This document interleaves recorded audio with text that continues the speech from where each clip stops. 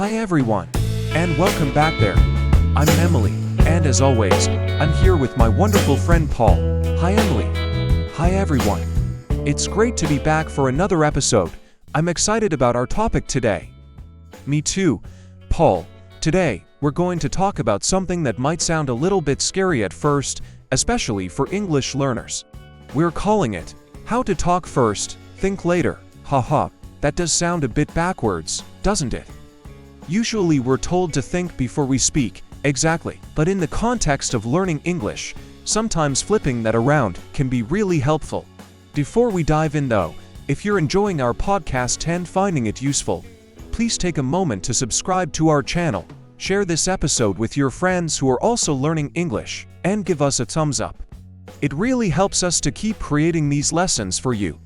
Absolutely, your support means the world to us. To talk first, think later approach. So Emily, talk first, think later.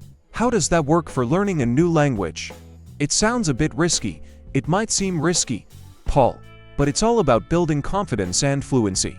When we're learning, we often get stuck trying to find the perfect words or construct the perfect sentence in our heads before we even open our mouths. This can lead to a lot of hesitation and missed opportunities to practice speaking.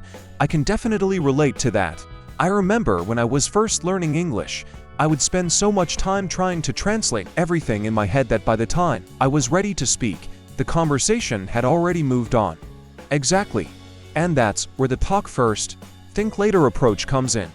It's about giving yourself permission to speak, even if you're not completely sure about the grammar or vocabulary. The goal is to get comfortable with the act of speaking itself, so it's more about practicing the flow of conversation rather than focusing on perfect accuracy from the very beginning. Precisely. Think of it like learning to ride a bike. You can read all the books you want about how to balance and pedal, but the real learning happens when you actually get on the bike and start pedaling, even if you wobble a bit at first. You might fall, but you'll learn from it and eventually get better. That's a great analogy, Emily. How to implement talk first, think later. So how can our listeners start to implement this talk first, think later idea in their English learning journey? Well, one of the first things is to lower your expectations for perfection. It's okay to make mistakes. In fact, mistakes are a natural and important part of the learning process. Every time you make a mistake and someone corrects you, you learn something new. That's so true. I think a lot of learners are afraid of making mistakes because they feel embarrassed. But really, native speakers are usually very understanding and appreciate the effort you're making to communicate in English. Absolutely. Most people are patient and will even help you find the right words if you're struggling. So try to reframe mistakes not as failures, but as learning opportunities. Okay, so step 1. Don't be afraid to make mistakes. What's another way to talk first, think later? Another great way is to participate in simple conversations, even if you only know a few words or phrases. Don't wait until you feel completely fluent to start speaking. Start now. You can practice with language exchange partners, online tutors, or even just by talking to yourself in English. Talking to yourself, that sounds a bit strange. Haha, it might feel strange at first, but it's actually a really effective way to practice speaking without the pressure of someone else listening. You can describe what you're doing, what you're thinking, or even just narrate your day in English.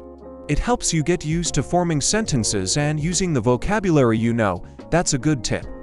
So even if you're just making simple sentences like, I am eating breakfast, or the sun is shining, it's still helpful practice. Exactly. Every little bit of speaking practice helps. Another thing you can do is to focus on getting your main point across, rather than worrying about every single grammatical detail. If someone understands the general idea of what you're trying to say, that's a success. You can always refine your grammar later. So, it's about prioritizing communication over perfection, especially in the beginning. Yes, exactly. Think about it. When you're having a conversation in your native language, do you always use perfect grammar? Probably not. We often use slang, incomplete sentences, and we might even make grammatical errors. The most important thing is that we understand each other. That makes a lot of sense. So when you're speaking English, it's okay to not be perfectly grammatically correct as long as you can communicate your message. Absolutely. And the more you practice speaking, even with mistakes, the more comfortable and confident you'll become. Your fluency will improve naturally over time. What about when you don't know a specific word? What should you do then? That's a great question, Paul. When you don't know a word, don't let it stop you from speaking. Try to use other words you know to describe what you mean. For example, if you don't know the word refrigerator, you could say the cold box where we keep food. That's a good strategy. It encourages you to think creatively with the vocabulary you already have. Exactly. And often, the person you're talking to will understand you perfectly. If not, they can always help you find the right word. It turns into a learning opportunity within the conversation itself. So it's like improvising with your English. Yes, that's a great way to put it. Think of it as being a bit of an actor or an improviser. You have a basic idea of what you want to say, and you use the tools you have, your current vocabulary and grammar, to express that idea in the moment. I like that. It takes some of the pressure off of having to know everything perfectly before you speak. Definitely. And the more you improvise and speak, the more your vocabulary and grammar will naturally improve. You'll start to pick up new words and phrases from the people you're talking to, and you'll become more familiar with how native speakers construct sentences. So one of the benefits of talking first, thinking later, is that it actually helps you learn more effectively in the long run. Dealing with nerves and boosting fluency. What about dealing with nerves? A lot of learners get really nervous about speaking English, especially in front of others. That's completely normal. It's natural to feel a bit anxious when you're doing something new or challenging. One thing that can help with nerves is to start small. Practice speaking in low-pressure situations, like with a patient language partner or in a small group. That makes sense. It's less intimidating to speak to one or two people you feel comfortable with than to suddenly jump into a big group conversation. Exactly. And as you gain more confidence in those smaller settings, you can gradually start to challenge yourself with more demanding situations. Remember that everyone you're speaking to has likely been in a similar position when learning a new language.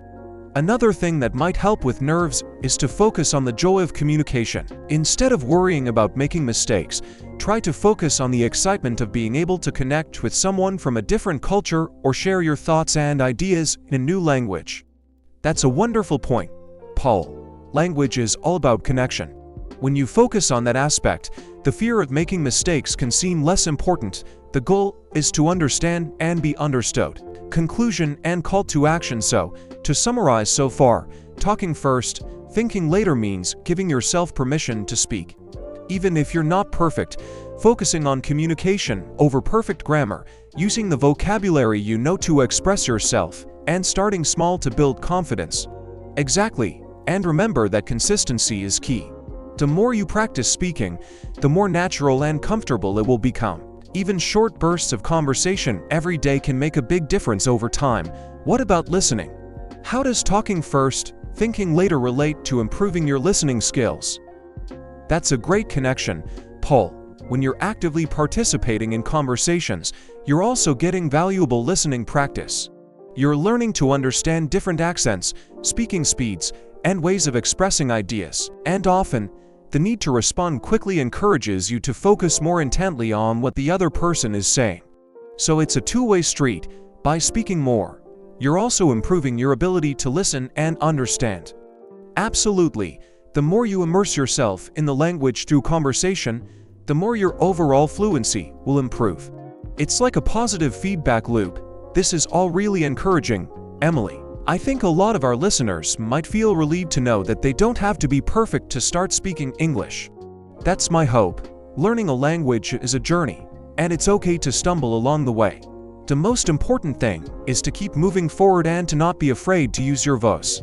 So, if someone is feeling hesitant about speaking English, what's one small thing they can do today to start practicing the talk first, think later approach? I would suggest finding a language exchange partner or an online tutor and scheduling a short conversation. Even just 15 to 20 minutes of speaking practice can be a great way to build confidence and get used to expressing yourself in English. There are many platforms and apps that can connect you with native speakers who are also learning your language. That's a great practical tip. And remember, everyone on those platforms is there for the same reason: to practice and improve their language skills. So there's no need to feel intimidated. Exactly. And don't be afraid to tell your conversation partner that you're trying to practice speaking more fluently and that you might make mistakes. Most people will be very supportive and understanding.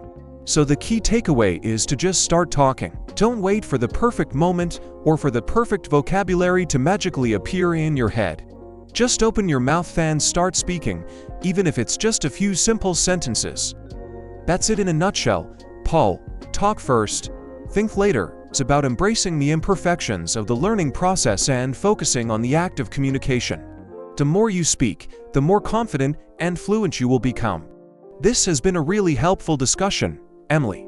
I think a lot of our listeners will find this advice encouraging. I hope so too. Paul, remember, learning English should be an enjoyable experience. Don't let the fear of making mistakes hold you back from practicing and improving. And on that note, we're coming to the end of another episode of Mr. English Channel. Emily, thank you so much for sharing these valuable insights. My pleasure, Paul, and thank you to all of our wonderful listeners for tuning in. Before we go, just a quick reminder to please subscribe to our channel if you haven't already. Share this episode with anyone you think might find it helpful, and leave us a comment below. We'd love to hear your thoughts on this topic and any experiences you've had with speaking English. Yes, we really appreciate your engagement. Let us know if you've ever tried the talk first, think later approach, or if you're planning to give it a go. We're always happy to hear from you. Thanks again for listening, everyone. Bye for now, and happy learning. See you next time.